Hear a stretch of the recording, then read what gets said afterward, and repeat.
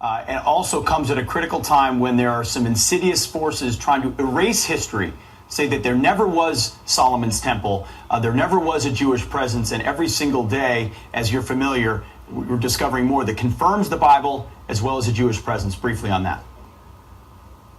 Well, look, the facts speak for themselves. You know, as Senator Moynihan said, you can have your own opinion, but you can't have your own facts. This is science. This was the work of secular archaeologists, well-recognized leaders in the field. They had no agenda. They discovered this ancient road, and the facts are the facts.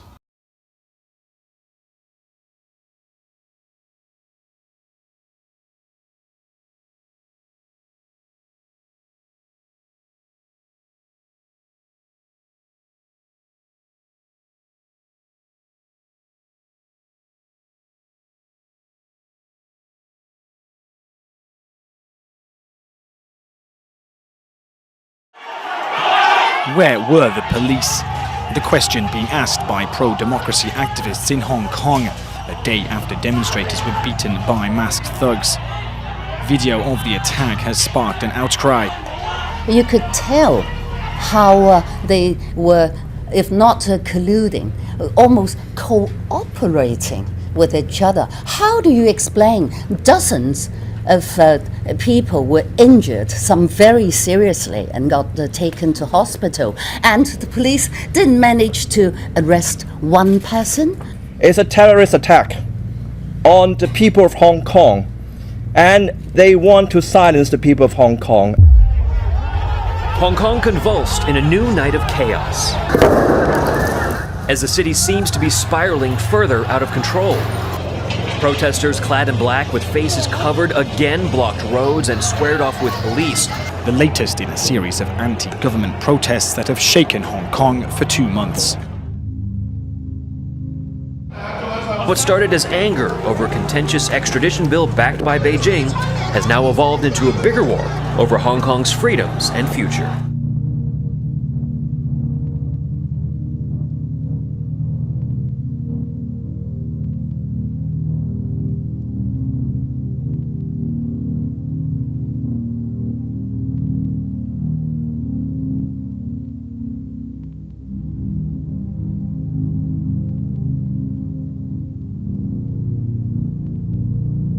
The new normal appears to be a cycle of peaceful protests followed by violent action, and it's anyone's guess when it'll end.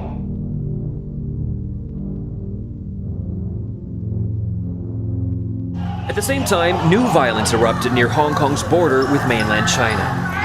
Videos showed a mob of men dressed in white believed to be members of Hong Kong's triad gangs beating pro-democracy protesters and passengers in a subway station with sticks and bats. Was part of an organised crime group known as Triads, paid, they say, to assault campaigners against the extradition bill.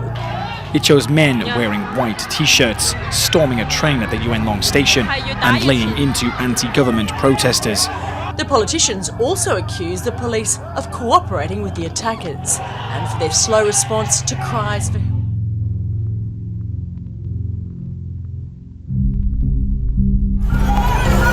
Earlier today, we saw the city's fourth major protest in the past 6 weeks. Police fired multiple barrages of tear gas canisters as they made the protesters give up ground.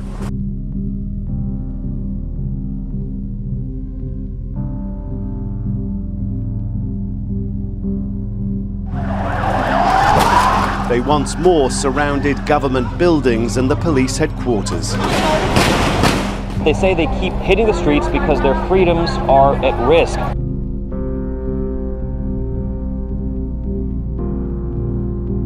Now to the massive protests erupting in Puerto Rico overnight, thousands of people taking to the streets, doubling down on their calls for the governor to resign. Earlier today, hundreds of thousands on this island of 3.2 million filled the streets in the biggest demonstrations Puerto Rico has seen in decades. They are protesting government corruption. Overnight, protesters and police facing off in Puerto Rico. Police using tear gas to disperse crowds after protesters gathered late into the night. The clashes following a day of massive demonstrations. Protesters shut down a main highway that connects San Juan to the rest of the island. It appeared to be the largest demonstration yet, and the message was very clear. They won't stop until the governor steps down. There were thousands of demonstrators who faced off with riot police packing that narrow street right outside Governor Ricardo Rossello's mansion. A new report alleges a multi-billion-dollar corruption network is behind the chat group, where public funds were used to influence and benefit private clients and the Puerto Rico government. It claims the governor knew and did nothing to stop it. There were fireworks that went off behind the police barricade, and that's when police moved in using force, firing tear gas and pushing the crowd to disperse them. Violent protests rocked Puerto Rico overnight as new details emerged of the corruption scandal. Despite having a mandate from the people who elected me democratically, today I feel that continuing in this position presents insurmountable difficulties. Having heard the complaints, spoken to my family, thought of my children, and in prayers, I've taken the following decision. I announce to you today that I'll be resigning as governor. The resignation follows 12 days of historic and at times violent protests. They're calling it a revolution. Others, like Heidi, say it's Puerto Rico's Arab Spring. But this was a transition also about a people who rose up and demanded more from their leaders on an island that's a U.S. territory. Police in Paris have fired tear gas at protesters near the Champs-Élysées shortly after France's annual Bastille Day military parade. They detained more than 150 people, including 2 yellow vest protest leaders accused of staging an unauthorised demonstration.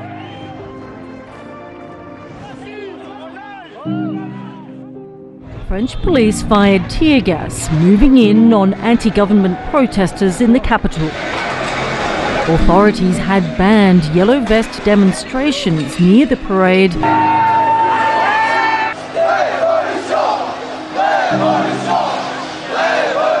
The screams of revolution here on the Champs-Élysées from the protesters, many of whom seem to have come here from that call from the Gilets Jaunes to protest on this Bastille Day, 230 years on from the French Revolution. In nearby streets, some regrouped, turning violent, before police dispersed them with batons. Hours earlier, they whistled and booed President Emmanuel Macron. The people of France, together with their leaders, were supposed to mark the storming of the Bastille, right? Who didn't read about this in grammar school, or at least in high school? I mean, this is the act that triggered the French Revolution. We all know about it. Instead, what happened in Paris this weekend looked at times like a new modern version of the Bastille storming, ironically enough. And yet the media, ironically enough, seems to be ignoring this story. So the people of France are obviously not happy with their government right now, and they are taking to the streets to show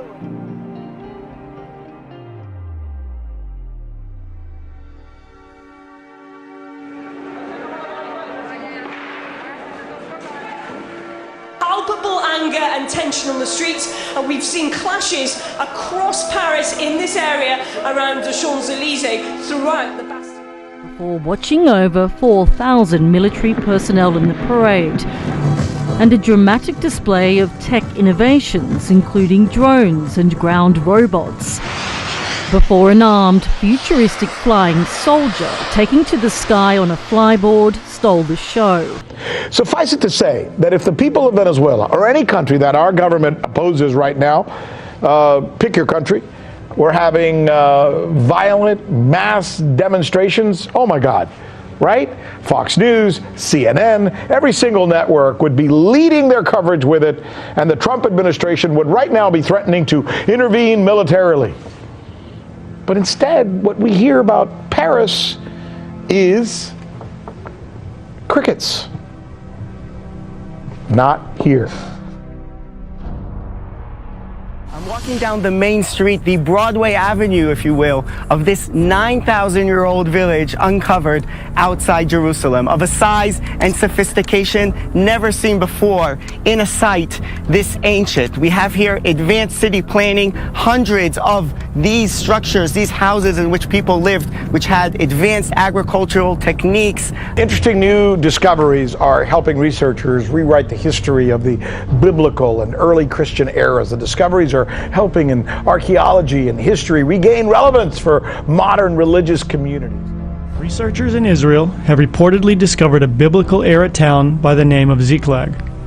A joint expedition of researchers from Hebrew University and Macquarie University in Sydney, Australia, say the ruins, located near the southern town of Kiryat Gat in Israel, date to 1,000 years before the birth of Christ. In the book of Samuel, it is written, David and his men reached Ziklag on the third day.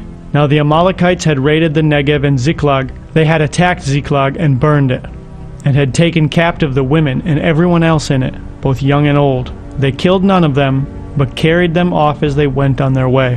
When David and his men reached Ziklag, they found it destroyed by fire, and their wives and sons and daughters taken captive. Researchers found the remains of stone buildings, tools, vessels, and oil lamps in Ziklag. The findings bolster the idea that King David ruled over a much wider swath of territory and a united kingdom of Judea. David continues to be a sacred symbol for Israel. Israel has utilized the story of David versus Goliath to mirror its own position as a small independent state surrounded by territorially larger and at times enemy nations. Meanwhile, in the Russian city of Derbent on the Caspian Sea coast, scientists have discovered one of the oldest Christian churches in the world, utilizing a technology referred to as muon radiography. The 39-foot building, located in the northwest sector of the medieval fortress of Naran Kala, is almost completely hidden underground and built of local shell limestone. It dates to about 300 years after the birth of Christ. These two discoveries are providing real physical context to eras once considered mythical or unknown. Researchers eagerly await further results before firm conclusions can be drawn about Ziklag and the spread of early Christianity. Who knows what will be found next? But what we really wanted to talk about with you this morning is something of historic significance happening in Jerusalem today.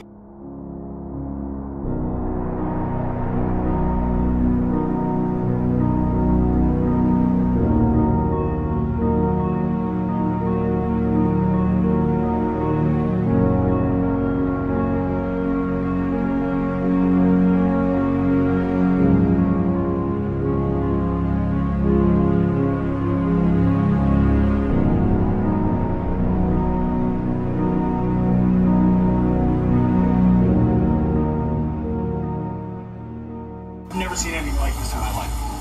I think this is the most exciting excavation in the world. I really do. This is it, by the way. You're on the road. This is the pilgrimage. This is the actual road as it was found. Wow. Can you believe it? How long is this tunnel? We just entered it. The road is 2,100 feet. It goes from the pool of Siloam in the south, where they would have cleansed, all the way into the temple in the north. Wow.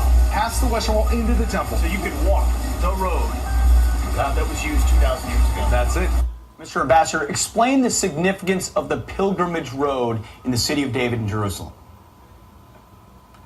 Well, it brings the Bible back to life. From a sewage pipe that burst 15 years ago came these excavations that resulted in the discovery of the Pool of Siloam, where all the Jewish pilgrims would come and cleanse themselves before ascending to the temple, and then an entire road, not a relic, not an antiquity, but an entire road intact from that pool ascending to the temple. So people can literally immerse themselves in the environment where the great biblical figures of the time would walk, where Jesus walked. We know that Jesus took this road. We know his visits to the temple are well documented. So you really have the opportunity to immerse yourself in ancient history in this incredible, stunning discovery. Absolutely. I mean, Jesus would have walked on that road as a Jew to go to the Holy Temple. But take it even deeper for us, for Americans, for our viewers this morning. Why does a discovery like this matter so much? Well, you know, in 4 days, we're going to celebrate the 243rd signing of our Declaration of Independence. That document really changed the world by fundamentally changing the way that we think about the relationship between a government and its citizens. And in particular, he recalled the words that every human being is endowed by his or her creator with certain unalienable rights. Now, how did our founding fathers know what those rights were that were so important to our creator? Well, among other things, they did that by reading the Bible. And where does the word of the Bible come from? Well, Isaiah, who lived at the same time as King Hezekiah, who built the Pool of Siloam, Isaiah says that the word of God from the Bible came from Jerusalem. So what do we know from this? We understand that when we think of America and its beginnings, well, the physical beginnings, we could think about Plymouth Rock, or we can think about Valley Forge, or we can think about the Constitutional Convention in Philadelphia or Washington, D.C. But the spiritual underpinning, the bedrock of our principles as a nation, comes from Jerusalem. So this site is a heritage site for America as well as for Israel. They had no agenda. They discovered this ancient road, and the facts are the facts. Great stuff.